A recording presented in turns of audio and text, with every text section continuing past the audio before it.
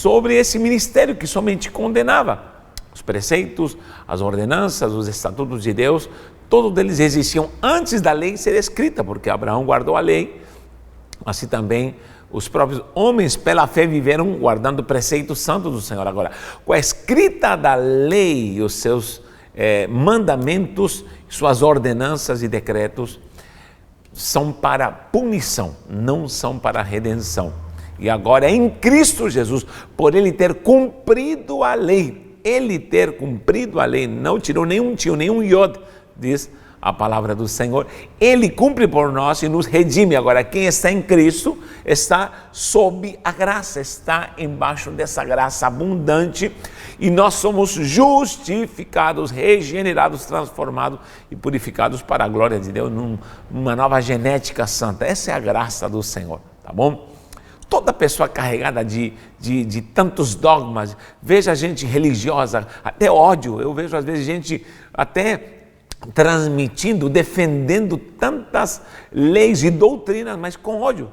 Pode ver que tem muita gente que defende doutrina com ódio. Como é possível? Odeiam, pessoas se odeiam e muitas vezes não conhecem de fato o amor, a graça do Senhor. Viva a graça e você vai ver como sua vida vai ser feliz, vai ter amor, vai ter perdão, vai ter remissão. Por quê? Porque você conheceu o carisma, você conheceu o Hesed de Deus, aleluia. Muito bem, nós vimos também a comparação de Ismael e com Isaac, a geração de Ismael, a geração carnal, a geração de Agar, e a geração de Isaac, que é espiritual, a geração de Yeshua HaMashiach, que é a nossa geração, que nós somos gerados em Abraão, através dessa genealogia santa, por Cristo Jesus. Você vai ver isso em Gálatas 4:21.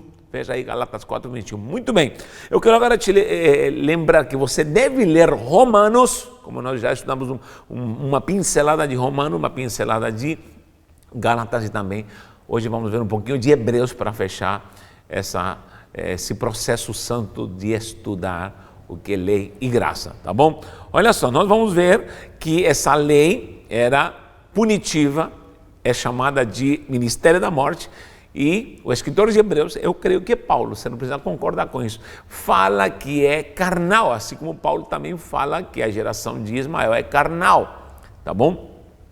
Por isso é botada para fora, é lançada fora, não tenha medo de colocar Agar a escrava e essa geração carnal, e a geração de Isaac é espiritual. Olha o que diz Hebreus, vamos começar já com Hebreus capítulo 7, veja aí, Hebreus capítulo 7, versículo 15 em diante, anote aí por favor, Hebreus 7, do 15 em diante. Vamos ler aqui, olha o que diz. Você vai ler no capítulo 7 todo o processo do que é realmente o sacerdócio de Cristo, essa nova aliança, porque a lei está inserida no sacerdócio levítico, ou o levítico é inserida na lei, vice-versa. Então, quando você vê o processo do sacerdócio levítico, estamos falando especificamente do dogma da lei estar sob a lei. Agora, em Cristo, o qual não era levita, era da tribo de Judá, é da descendência de uma ordenança santa através de Judá, mas na ordem de Melquisedeque, este é o sacerdócio de Cristo. Olha o que diz o 15. E isto é ainda muito mais evidente, no 15, quando a semelhança de Melquisedeque se levanta outro sacerdote. O 16, constituído não conforme a lei de mandamento carnal. Olha só o que ele está escrevendo. Lei de mandamento carnal. Lei carnal, vou colocar aqui. Lei carnal. Meu Deus. Olha as palavras fortes que são usadas. É por isso que eu digo, ou você está na graça, ou você está na lei, ou você está nas tábuas de pedra, andando, mostrando os mandamentos para os outros, julgando os outros, ou você está em Cristo e olha para o Monte Sião, olha para o Calvário. Porque o Calvário e Monte Sião são as alegorias que o próprio escritor de Hebreus vai usar para trazer a representação da graça, do Hesed, do carisma de Deus. Mas segundo o poder de vida indissolúvel, porquanto se testifica, tu és sacerdote para sempre, porque o Levítico foi transitório, acabou, terminou, tu és sacerdote para sempre, segundo a ordem de Melquisedeque. Tá bom? Então, nós temos aqui, além, um sacerdócio, que é o levítico, transitório, passageiro. Vimos a glória de Deus, sim, uma glória aterrorizante, porque só causou terror no povo. Você pode ver isso em Hebreus também, que houve um terror. Abra lá em Hebreus, quando fala dessa glória. Veja lá em Hebreus capítulo 12, olha o que diz o capítulo 12, Hebreus 12, aqui Hebreus, tá? Hebreus 12, a partir do versículo 18, vou colocar aqui terror dali, até o Moisés ficou aterrorizado. Olha o que diz aqui em Hebreus 12, 18. Ora, não tendes chegado ao fogo palpável e ardente, e à escuridão, e às trevas, e à tempestade, e ao clangor de trombeta, é o que aconteceu lá no Monte Sinai. Trombeta, um som estrondente, trovões, um show pirotécnico que Deus fez ali. Logicamente, havia a glória de Deus.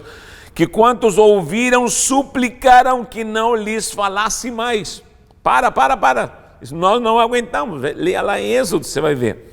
Pois já não suportavam o que lhes era ordenado. A fraqueza, a fragilidade, a pecaminosidade do homem caído não aguentou isso. Até um animal, se tocar no monte, será apedrejado, só condenação. Se chegar, morre. Olha o 21.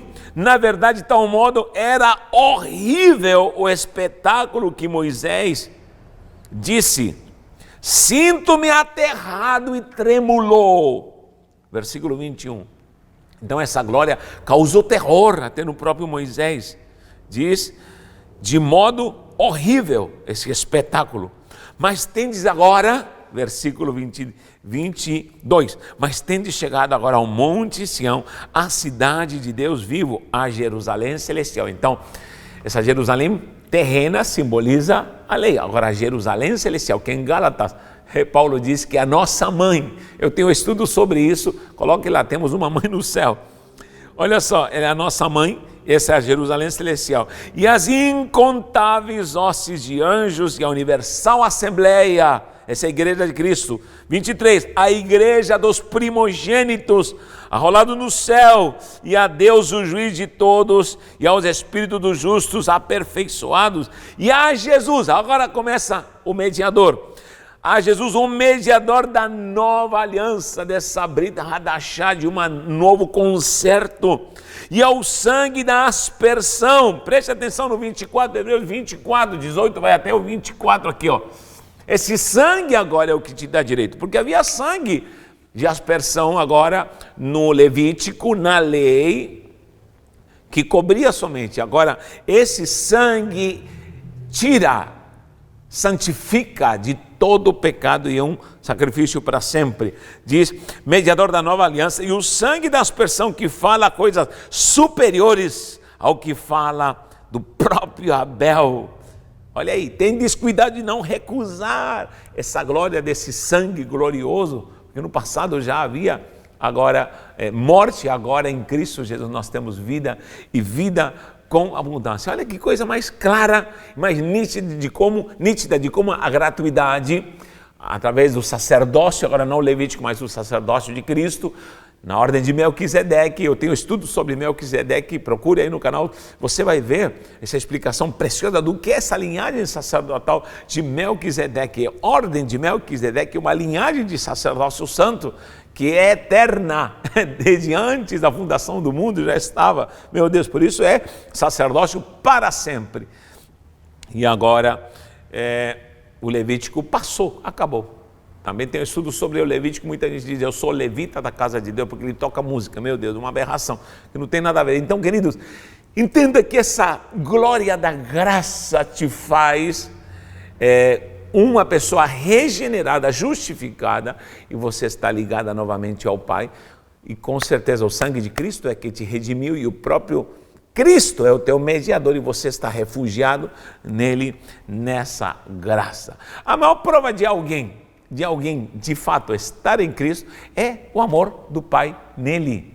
Jesus falou assim, se vocês vão provar que, vão ver que realmente vocês estão em mim, vocês vão se amar uns aos outros, vocês vão amar vocês vão viver esse amor. Porque uma vez me amando, vocês estão ligados em mim e guardarão meus mandamentos. Então, quando você vê amor, e o que mais vemos hoje em dia é ódio dentro do povo cristão, gente se odiando, divergindo, porque tem linhas de pensamento diferentes, transmitem, exalam ódio, isso é de Satanás. Você precisa conhecer a graça, o amor de Deus, aí você vai ter um coração santo, porque todos nós não valemos nada, somos barro que não serve para nada, somos um lixo, mas Jesus nos abraçou. Olha só, quando você vê nesse processo todas as demandas, né, que havia no tabernáculo, que isso é maravilhoso e é simbólico na lei passada, no que era punir, e Deus sempre se desagradou, matou. Temos vários exemplos, um deles que eu quero destacar é principalmente quando na Arca da Aliança, que é um grande símbolo de Cristo também, é uma figura de Cristo, era um móvel literalmente, você pode ver isso no livro de Êxodo, e em algumas passagens a própria ação de Deus ali, quando se tratava da arca, matou pessoas. Você sabia que Deus matava, punia, e parecia algo injusto. Nós temos Uzá, que por tentar ajudar, muita gente me pergunta, por que Deus mata Uzá? Por que Deus mata Uzá? Não somente Uzá, matou mais gente. Bet-Semes, você vê 70 homens que foram fulminados. Eu vou colocar aqui Arca da Aliança. Arca da Aliança. Procure esse estudo também, porque eu explico, não vou me deter o que significa em hebraico todo esse processo lindo, maravilhoso, porque procure lá, temos estudos sobre a Arca da Aliança. Veja, conheça, entenda, mas essa Arca da Aliança era a simbologia do que iria acontecer agora em Cristo, porém, era algo sagrado, também condenou, matou muita gente, porque, logicamente, se cumpria o processo punitivo das ordenanças, se não se cumpria a rigor, Deus matava. Quando, em primeiro lugar, quando a Arca da Aliança está sendo carregada, lembra quando a arca, em primeiro lugar, é roubada pelos filisteus? Se fala Icabô, em português é Icabô, vou colocar aqui, Icabô, mas isso em hebraico é Icavod,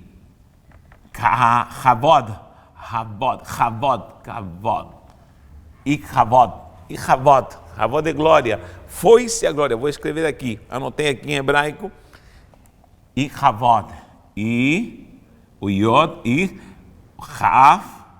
Kavod, aqui é Kavet, aqui não é Bet, é Vet, Vod, o Dalet, Icavod, isso aqui em hebraico, Icavod, foi-se a glória se foi. Por quê? Porque a arca representava a conexão com o povo, a aliança com o povo, foi roubada. Mas o que aconteceu lá com os filisteus? Dagon caiu por terra, veio úlcera, a tradução está como hemorroida, coisa terrível, veio peste. Muitos creem que foi a peste bubônica. Por quê? Porque quando eles tiveram que fazer sacrifícios de remissão, tiveram que fazer úlceras de ouro, em outra versão está hemorroidas de ouro, já pensou? Olha que absurdo. E ratos, porque quem transmitia a pestilência, a peste bubônica, era o rato. Então são trazidos ratos e hemorroidas, ou úlceras, vamos traduzir úlcera, que fica melhor. Úlceras de ouro. Por que isso? Porque o ouro simboliza a deidade. Ou seja, a deidade precisava cobrir esse mal, essa praga. Isso é simbologia de uma remissão. Hoje em dia essa remissão para nós, que parece ridículo, né? Porque Deus demanda úlceras de ouro, hemorroidas de ouro, meu Deus, ratos de ouro. Você pode conferir isso lá no livro de Samuel, você vai conferir como Deus se ira e traz essa demanda. Quando você vê que Deus começa a matar, Deus começa a processar os filisteus, eles sentem o peso da condenação, porque eles não tinham autoridade para lidar com as coisas santas, com a própria lei e com a própria Arca da Aliança. Essa simbologia para nós do ouro, que significa a deidade, porque sempre qualquer coisa de madeira era revestida de ouro. Uma era a estrutura humana de Cristo, por exemplo, a própria arca, a madeira, a estrutura humana de Cristo é a estrutura divina de Cristo, a deidade do próprio Cristo. Então, quando vemos aí ratos de ouro, estamos vendo a deidade do Cristo cobrindo o pecado, cobrindo o mal, cobrindo a praga. Só que isso aconteceu conosco. Cristo nos expiou com a sua divindade. Cristo se fez homem para nos trazer agora a graça de Deus. Isso é algo simbólico que Posso demorar mais tempo, outra hora para explicar. Mas olha, quando dizia que a voz foi-se a glória, e o povo se sentiu desprovisto dessa virtude. Mas o que acontece lá em Bet-Semes? Bet-Semes, em 1 Samuel 6,19. 1 Samuel 6,19 diz que 70 homens olharam para dentro da arca. Vamos procurar isso aí, meu Deus do céu. 1 Samuel 6,19. Olha o que diz. E feriu o Senhor os homens em Bet-Semes, porque olharam para dentro da arca do Senhor. Sim, feriu deles 70 homens. Então o povo chorou, porquanto o Senhor fizera tão grande morticínio dentre eles. Por que eles olharam e morreram? Era tão linda a arca da aliança. Em primeiro lugar, porque não era qualquer pessoa que podia lidar com a arca. Segundo, ela simboliza a aliança entre Deus e os homens, que não está apto para isso. Somente os coatitas, os levitas, lidavam com a arca da aliança. Terceiro, dentro da arca, você pode comprovar em Hebreus 9:4. Hebreus 9:4. O que havia? Vou colocar aqui, havia 3 coisas.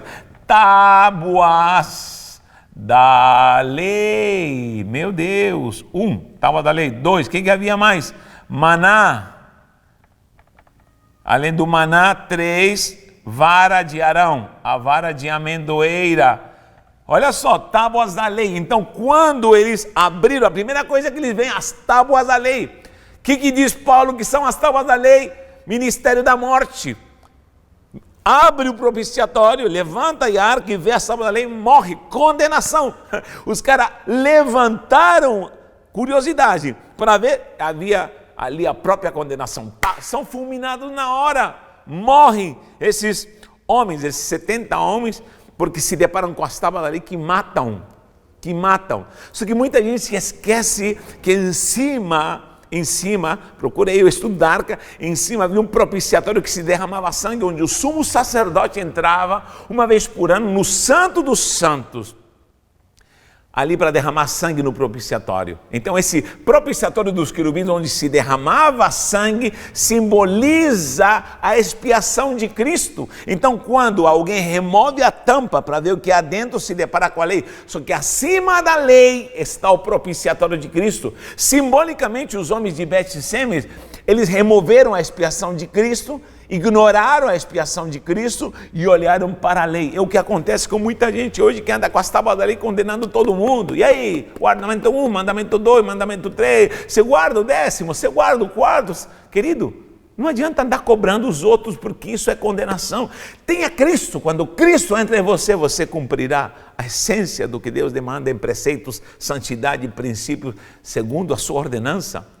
Agora nós temos esse exemplo de homens que levantam o propiciatório, que simboliza a remissão de Cristo. Toda a arca simboliza Cristo, entre outros exemplos que nós temos.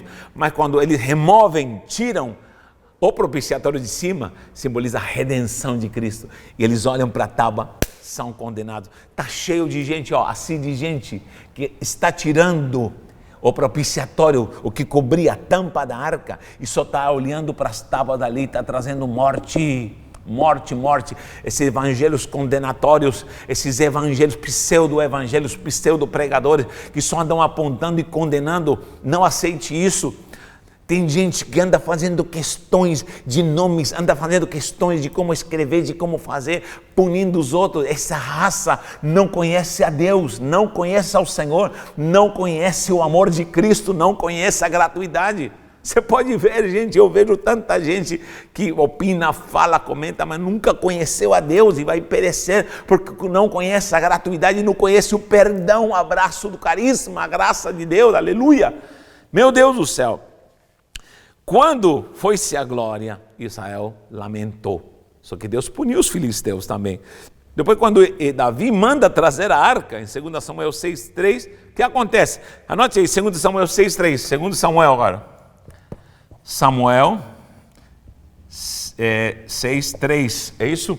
6,3. O que acontece em 2 Samuel 6,3? A arca é trazida, lembra que estava na casa de Abinadab, depois vai para a casa de Obed-edom, enfim. Todo esse processo é quando a arca começa a ser trazida para Israel. Mas diz que puseram, 6:3 diz que puseram a arca num carro novo. Olha só, carro novo, vou anotar aqui, carro novo, carro novo, carro novo. Esse é o mal da igreja, carro novo. Quer dizer que não posso ter carro novo? Meu Deus, eu queria estar num carro zero. Alguém pode falar, não é isso. Carro novo, sabe o que significa? É modas, inventar uma moda nova. Esse é o problema, que trazem a arca da aliança, a arca do concerto, em carros novos. Esse carro novo significa, são modas surgindo, gente judaizando, gente interpretando mal as escrituras, gente inventando evangelhos modernos, evangelhos progressistas, cristianismo progressista.